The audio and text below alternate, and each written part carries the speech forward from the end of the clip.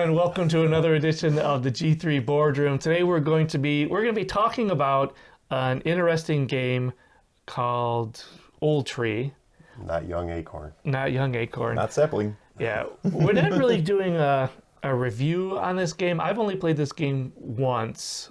These guys have played it a few times, but there's, this much to get through, and we've gotten through like this much. Correct. Yep. So we're going to be talking about our initial impressions of this game.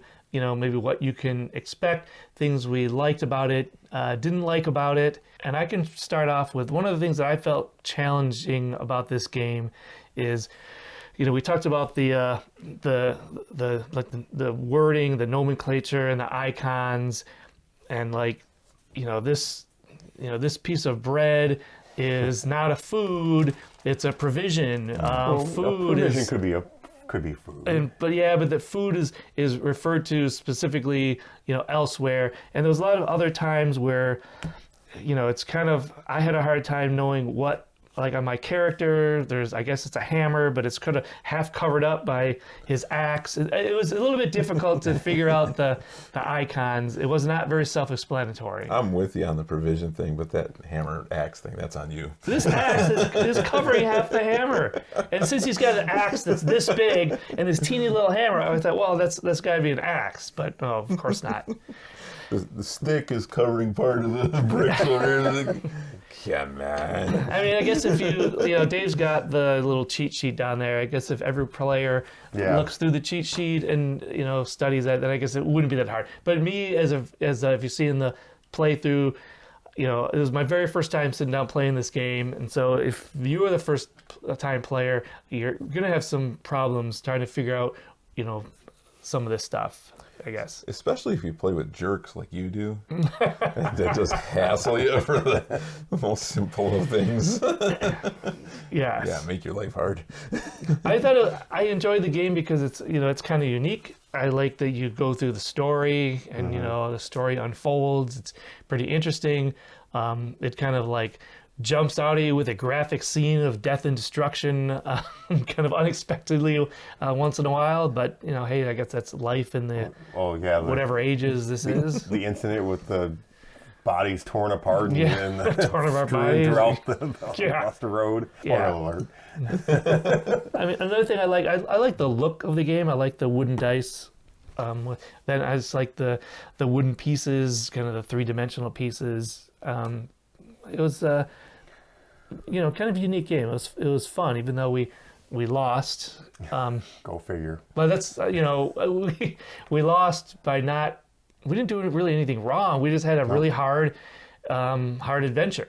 In terms of the adventure, that's one of the things I really enjoy about this game is because they give you recommended adventures you're supposed to choose for your first game, but because we had played it a few times already, we just went with random, and we happened to pick one that was very, very difficult in order to help us complete the final mission. So it was more than just difficult. It was 3 birds. 3. But that's on the bird difficulty scale. Can't get any higher than 3.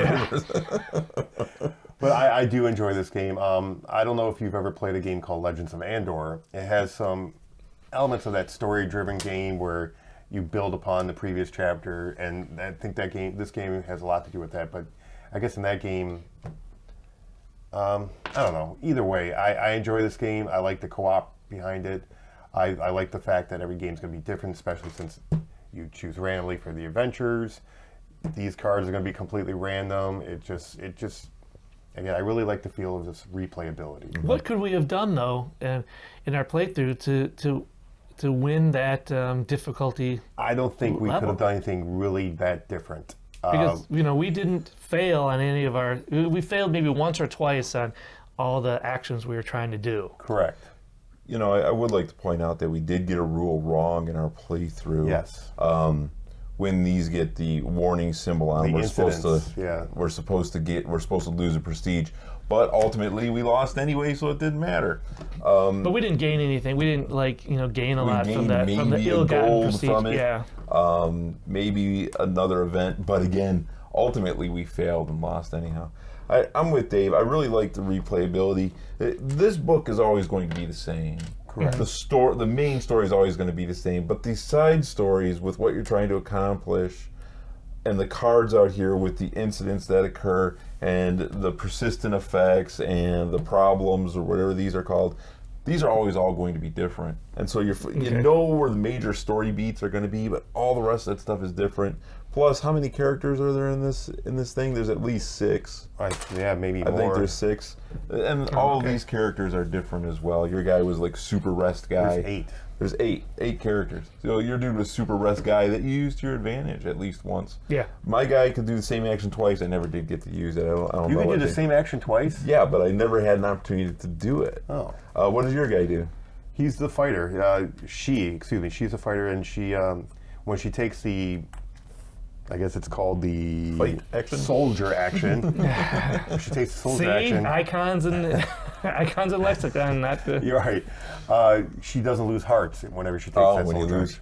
action. But there's 8 different characters, which means there's 8 different kind of skills that you have.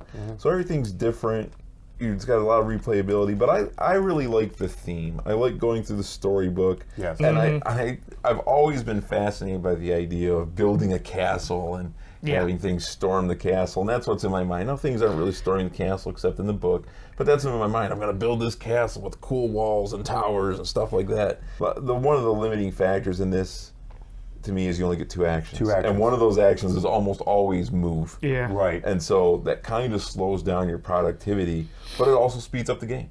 If you know what you're doing on your turn, you roll the dice, you take your actions, the next guy's turn. Yeah, it's just kind of that nice that simple. it does move along. You don't have 5 things you're doing on each turn. Right. And You're not going to have 20-minute turns that cause somebody else to space out or start poking at their phone. The game's going to move fast enough where you don't got to worry about it. Yeah, but I think I played this game enough though that even though you get 2 actions, I think it's balanced enough that you never feel like, oh, we don't have a chance, or we're never going to have a chance to win this because we just don't have enough actions. We were completing quite a bit with only those 2 actions. Right. So. what's the maximum number of players that can play 4. this game? So I think that if we had 4 players playing the 3-bird difficulty, I think it would have been easier because we have more people out there doing actions, more people. But that's the thing. also You're still speeds. rolling the dice. This is still moving through. Oh, yeah, You it's know, true. and I so think he has a point, though. Jace has a point because that's the case because on your move action, I can't go all the way across the board to get to that side to take care of those problems. So if we are essentially split apart like this, where you can be more effective in what's Or going on. doubling up on stacks to Right. get through them quicker. I just wonder for the sort of defending the game maker. So we're saying that we didn't do anything wrong, but we lost. Right. There's got to be some way that that you can win these, and so I'm thinking that it might just be that we only had 3 people. It's possible, That's but why. again, we lost by one turn. If you, because we played when you watch our playtest at the very end, we rabbit hunted and you rolled the dice, and if we had we that actually one got extra it. turn, we would have won the game. So we missed it by 1 turn. So yeah. And it's I appreciate that it was difficult. It wasn't so difficult that we're like, it wasn't the kind of difficult where you're looking at it saying it was so hard, I don't ever want to play it again. It's impossible. It was done in such a way that we lost, but I'm not seeing it as, oh, it was so impossibly hard, why bother? I'm seeing it as exactly what you said. What could we have done differently that would have caused us to win? And when it really comes down to, this was a difficult scenario, and we shaved it that close. Yeah, Because if you it's have true. a chance to win at the end, you shaved it. Now I got to, when we rabbit hunted and I rolled the dice and I got it, who knows what you'd roll when you're trying, but it's that close to victory. right. And it was kind of it was a sneaky loss. It's not like we've played like some of the legendary games where it's like after 5 minutes in, you're like, we're going to lose this game. Right. We're done. This one we kind of thought that we could win it the whole time, and we were very optimistic. And I guess in a sense it could be like, it's a worse loss because you thought you were going to win, but then you lost. But I don't think so. No, I think find that it encouraging. the sneaky loss lets you enjoy the game, up until the very end. And Right. and it wasn't anything that really really screwed us. It was just we just came a I little can't short. even think of somebody to blame for the loss. I really can't. And Which is You guys love to do Which that. is driving him nuts. right. You know, I want to say it was all Dave's fault or all Jason's fault, and I really can't say that. At least he never says it's all his It's fault. never my fault. Well, you know, it's like if you don't know the sucker at the poker table, it's you. It's Well, gotta you know, be you. Yeah. if you can't find anyone to blame, well, so you know what the blame is. You know, to be honest, the one thing that we could have gotten a little bit luckier on was we finished out these 2 locations fairly quickly, Right. and it was one of those things where now when you roll those numbers when you're placing new cards, if you roll those numbers, you don't have to put one out. Correct. And we put several of those cards out after there, and I think we only saved us once. Right. And so Oh, if we would yeah. have saved us a couple of times, it would have prevented some other catastrophes, and we could have done some other actions. That would have saved us a little bit. But again, it's luck. It's dice rolling. Overall, I like this game. I would recommend it. It's very cooperative. I really like the theme. The only thing I don't like, I think these are a little bit on the ugly side. I tend to agree because It looks like they belong in a different game. Yeah. all the other pieces I think are made well and they look nice and they represent what I mean. You clearly can tell this is a foxtail or Yep, fur. it's and fur. This is fire. This is honestly, this looks like a play school, Yeah. like a kindergarten Yeah. or Yeah, toy. it's like a toy from the 30s or something, you know. Here's my horse. Boom, boom, boom. These I just don't like, but you know, and I'm not a big fan of these indicators either. And here's why: it just roll away. It would just roll. If you knock it off, it might just roll away. Yeah. How many times did that happen? I'm thinking about it, like the whole time. That's why I wasn't focused here. I kind of like how these. I like how these I dice do are like designed. the dice. That's exactly what I was Yeah. gonna say. I do like the dice. I don't know. It's got kind of an old timey. It's got an Oltree feel to it. Yeah, the rounded, kind of the rounded edges. Yeah, I like the dice. They're very nice. I'll be excited for the sequel, which I'm sure will be called New Tree. One tree. But yeah, this is a game that I'd love to play more. So would I. So would I. You know, but you know, Let's do that. I hope it. Yeah, I hope it doesn't get relegated to the shelf. You know, with some of the other ones that Shelf we shame. started to play. You know, although Seventh Continent we did that, but I don't want to go back to the Seventh Continent. But like, what's that other one we just played it Descent? recently? Yeah, Descent. Yeah, thanks. Yeah, There's any number of games that we need to come back and play. It's on top of my list. Yeah, I mean, I would recommend this game to anyone. I think it's fairly easy to. You don't have to be a master gamer to understand this game. It's pretty simple. It doesn't take that long. I might want to say it's unique, but that doesn't mean anything because pretty much every game is unique. But I enjoy the aspects of this game that the designers put into it and the developers put into it, and you know, it's like the theme. I like the pieces and the way it's set up, and I like the kind of the story mode. That is a unique thing. I agree. Yeah, I would recommend it as well. Good times. Of course, I bought it, so I am biased. Yes.